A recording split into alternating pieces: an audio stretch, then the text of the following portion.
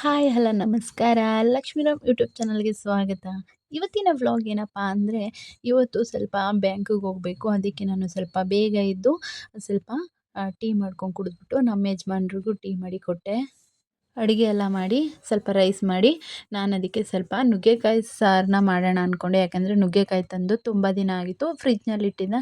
ಜಾಸ್ತಿ ದಿನ ಇಡೋಕ್ಕಾಗಲ್ವಲ್ಲ, ಹಾಗಾಗಿ ನುಗ್ಗೆಕಾಯಿ ಸಾರು ಮತ್ತು ಅವರೆಕಾಳನ್ನ ನಾನು ನಮ್ಮ ಅಪ್ಪನ ಮನೆಯಿಂದ ಮೈಸೂರಿಂದ ತಗೊಬಂದಿದ್ದೆ.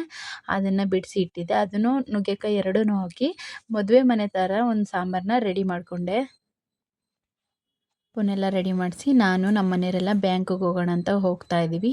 ನನ್ನ ಮಗ ಅಂತೂ ಅಪ್ಪ ಅಲ್ಲಿ ನೋಡು ಇಲ್ಲಿ ನೋಡು ಅಂತ ಅವ್ರನ್ನ ಗಾಡಿ ಓಡ್ಸೋಕ್ಕೆ ಬಿಡ್ತಿರ್ಲಿಲ್ಲ. ಸುಮ್ಮನಿರೋ ಮಗನೇ ಅಂದರೆ ಅವನಿಗೆ ಜಾಸ್ತಿ ಹೊರಗಡೆ ನಾವು ಕರ್ಕೊಂಡು ಹೋಗಲ್ವಲ್ಲ, ಹಂಗಾಗಿ ಬೈಕಲ್ಲಿ ಹೋದರೆ ತುಂಬಾ ಖುಷಿ ಪಡುತ್ತೆ ನನ್ನ ಬಂಗಾರಿ. ಆಡೋ ಮಕ್ಕಳನ್ನ ನಾವು ಮನೇಲಿ ಕಟ್ಟಾಕ್ದಂಗಿರುತ್ತೆ. ಅವ್ರಿಗೆ ಈ ಥರ ಸ್ವಲ್ಪ ಹೊರಗಡೆ ಕರ್ಕೊಂಡು ಹೋಗೋದ್ರಿಂದ ಅವ್ರಿಗೆ ಮೈಂಡು ಫ್ರೆಶ್ ಆಗುತ್ತೆ.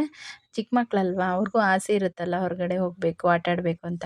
ಹಂಗೋ ಹಿಂಗೋ ಮಾಡಿ ನಿಧಾನವಾಗಿ ಬ್ಯಾಂಕ್ ಹತ್ರ ಬಂದ್ವಿ.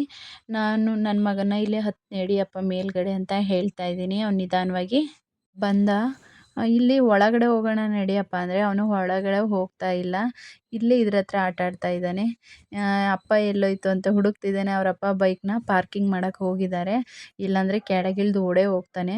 ಅದು ಯಾರೋ ತಾತ ಬತ್ತಿದ್ದಾರೆ, ಅಪ್ಪ ಅಪ್ಪ ಅಂತಿದ್ದಾನೆ. ತಾತಂಗೂ ಅಪ್ಪಂಗೂ ವ್ಯತ್ಯಾಸನೇ ಗೊತ್ತಿಲ್ವಲ್ಲ ನನ್ನ ಮಗನಿಗೆ.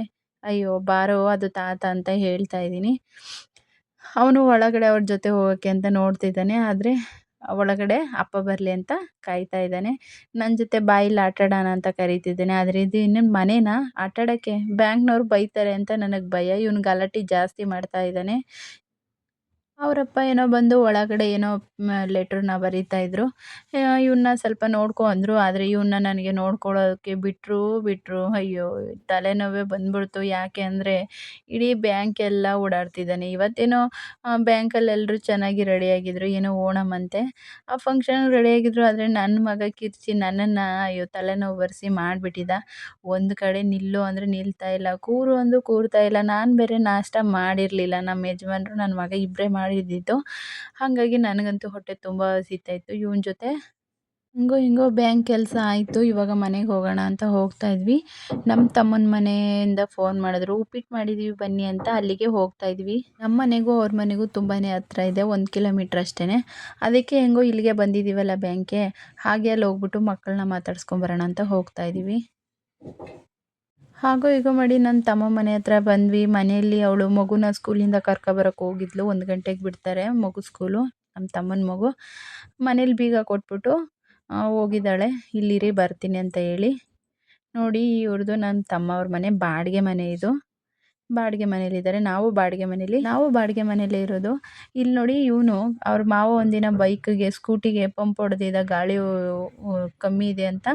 ಅದಕ್ಕೆ ಇವನು ರೂಮಿಂದ ಎತ್ಕೊಬಂದು ಕಾಲು ಹೊಡ್ಕೊತಾ ಇದ್ದಾನೆ. ಪಂಪು ಎಷ್ಟು ಹೇಳಿದ್ರು ಕೊಡ್ತಾ ಇಲ್ಲ. ಹಾಲು ಹಾಕ್ಬಿಟ್ಟು ಬ್ರೆಡ್ ಕೊಟ್ಟರೆ ಒಂದು ಸ್ವಲ್ಪ ತಿಂದವನೇ, ಅಲ್ಲೇ ಬಿಟ್ಟವನೆ. ನಮ್ಮ ತಮ್ಮನ ಹೆಂಡ್ತಿ ಸ್ಕೂಲಿಂದ ಮಗುನ ಕರ್ಕೊಬಂದ್ಲು. ಅವನಿಗೆ ನಮ್ಮನ್ನು ನೋಡಿ ಸ್ವಲ್ಪ ಖುಷಿಯಾಗದೆ, ಯಾವಾಗ ಬಂದೆ ನೀನು ಅಂತ ಕೇಳ್ತಾವನೆ. ಇಲ್ಲಿ ನಮ್ಮ ತಮ್ಮನ ಮಗು ಇನ್ನೊಂದು ಚಿಕ್ಕ ಮಗು ಇದೆ. ಅವ್ನಿಗಿವಾಗ 1.5 ವರ್ಷ. ಅವ್ನು ಹೇಳ್ತಿದ್ದಾನೆ, ನನ್ನ ಮಗನ್ನ ಕರೀತಿದ್ದಾನೆ ಬಾ ಬಾ ಅಂತ. ಅವನು ಬರ್ತಾ ಇಲ್ಲ. ಅವನ್ನ ಬಿಟ್ಟು ಇವನು ಬನ್ನ ತಿನ್ನಲ್ವಂತೆ. ಅದೇನೋ ಗೊತ್ತಿಲ್ಲ. ನನ್ನ ಮಗ ಅಂದರೆ ನಮ್ಮ ಮುದ್ದು ಪಾಪುಗೆ ತುಂಬಾ ಇಷ್ಟ.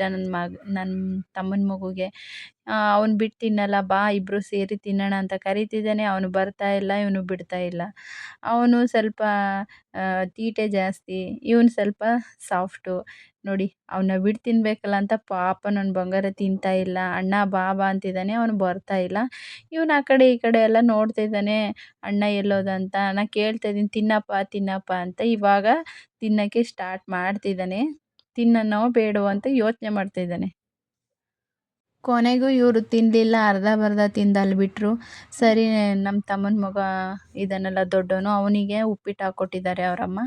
ಎರಡನ್ನೂ ಕೂಡ ನಾನೇ ತಿಂತೀನಿ, ಇವರು ತಿನ್ನಲ್ಲ ಸುಮ್ಮನೆ ವೇಸ್ಟ್ ಮಾಡ್ತಾರೆ ಅಂದ್ಬಿಟ್ಟು ಎರಡನ್ನೂ ಹಿಡ್ಕೊಂಡು ಕೂತ್ಕೊಂಡಿದ್ದಾನೆ. ಆದರೆ ನಿಜವಾಗೂ ಇವೆರಡನ್ನೂ ಕೂಡ ತಿನ್ನಲ್ಲ ಅವನು.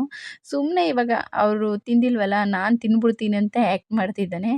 ಅವನು ತಿಂದರೆ ಒಳ್ಳೆಯದು, ಆದರೆ ತಿನ್ನಬೇಕಲ್ಲ ಅವನು. ಎಲ್ಲ ಉಪ್ಪಿಟ್ಟೆಲ್ಲ ತಿಂದು ಕೂತ್ಕೊಂಡು ಟಿ ವಿ ನೋಡ್ತಿದ್ವಿ. ನನ್ನ ಮಗನೂ ಕೂಡ ಆಟಾಡ್ತಿದ್ದ. ಅವನಿಗೂ ಸ್ವಲ್ಪ ಟೈಮ್ ಪಾಸ್ ಆದಂಗಾಯಿತು. ಲೇಟ್ ಆಗುತ್ತೆ ಅಂತ ನಾವು ಕೂಡ ಮನೆಗೆ ಹೋಗ್ತಾ ಇದ್ದೀವಿ. ಈ ವಿಡಿಯೋ ಇಲ್ಲಿಗೆ ಮುಗಿಸ್ತಾ ಇದ್ದೀನಿ. ಈ ವಿಡಿಯೋ ನಿಮಗೆ ಇಷ್ಟ ಆಗಿದ್ರೆ ದಯವಿಟ್ಟು ಲೈಕ್ ಮಾಡಿ, ಶೇರ್ ಮಾಡಿ, ಸಬ್ಸ್ಕ್ರೈಬ್ ಬಟನ್ನ ಕ್ಲಿಕ್ ಮಾಡಿ ಅಂತ ಹೇಳ್ತಾ ಈ ವಿಡಿಯೋ ಮುಗಿಸ್ತಾ ಇದ್ದೀನಿ. ಬಾಯ್ ಬಾಯ್.